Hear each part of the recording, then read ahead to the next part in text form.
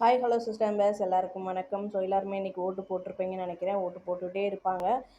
எப்படியும் ஈவினிங் வரைக்கும் டயம் இருக்கிறதுனால போட்டுகிட்டே இருப்பாங்க. போடாதவங்க போட்டுருங்க கண்டிப்பாக.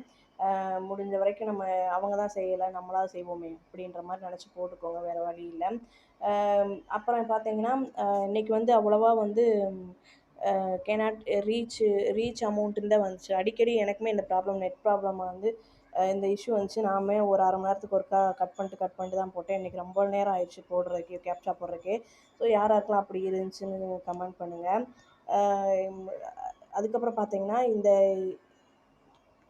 பே அவுட்டை பற்றி பேசலான்னா, பே அவுட் இப்போதைக்கு கிடையாதுன்ட்டாங்க. 4ஆந்தேதி தான், 4ஆந்தேதி வரைக்கும் நம்ம அமைதியாக தான் இருக்கணும். அப்புறம் இந்த நியூஸ் வந்து நான் கேள்விப்பட்டதை உங்களுக்கு ஷேர் பண்ணுறேன். ஆர்டி வந்து ஓப்பன் ஆக போகுது 22ஆந்தேதியிலேருந்து 25ஆந்தேதி வரைக்கும், அடுத்த மாதம் 20ஆந்தேதி வரைக்கும் இருக்குது. ஆர்டி ஓப்பன் பண்ணுறாங்க. 3 வயசுக்குள்ளே குழந்தைங்க இருந்துச்சுன்னா கண்டிப்பாக போய் அவங்களுக்கு ஏதாவது ஓப்பன் பண்ணி விடுங்க.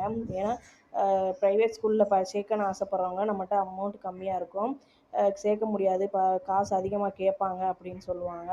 ஸோ ஒரு சிலருக்கு வந்து இது கட்டுப்படி ஆகிற மாதிரி இருந்துச்சுன்னா கண்டிப்பாக குழந்தைங்கள கொண்டு போய் ஆர்டியில் ஏன்னா 1 to 5 வரைக்குமாவது இங்கிலீஷ் மீடியம் படித்தா பிள்ளைகளுக்கு கொஞ்சம் டெவலப்மெண்ட்டாக இருக்கும் அப்படின்னு நினப்பாங்க ஒரு சில பேரண்ட்ஸு. அதுக்கப்புறம் கூட நம்ம 6th to 12th வரைக்கும் கவர்மெண்ட் ஸ்கூலில் சேர்த்துக்கலான்னு கூட நினைப்பாங்க. அப்படி சேர்க்கணும்னு ஆசைப்பட்றவங்க இந்த ஆர்டி மூலமாக கூட சேர்த்து விடுங்க. பக்கத்தில் ப்ரைவேட் ஸ்கூலில் வந்து குலுக்கல் முறையில் தான் தேர்ந்தெடுப்பாங்க அந்த குழந்தைங்கள. அப்புறம் வந்து குரூப் 1க்கு வந்து இது வந்து திருப்பூர் மாவட்ட மக்களுக்கு குரூப் 1 வந்து மித்த எல்லா மாவட்டத்துலேயும் இது மாதிரி நடக்குதா என்னன்னு கேட்டுக்கோங்க.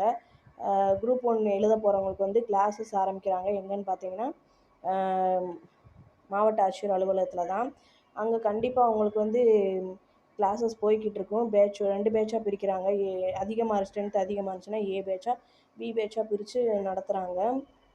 சப்போஸ் யாருக்காவது தேவைப்பட்டுச்சுன்னா யூஸ் பண்ணிக்கோங்க.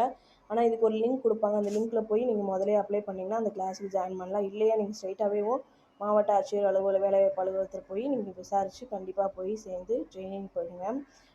ஏன்னா இது வந்து நம்மளுக்கு யூஸ்ஃபுல்லாக இருக்கும் குரூப் 1 எழுதுகிறவங்களுக்கு. தேங்க்யூ.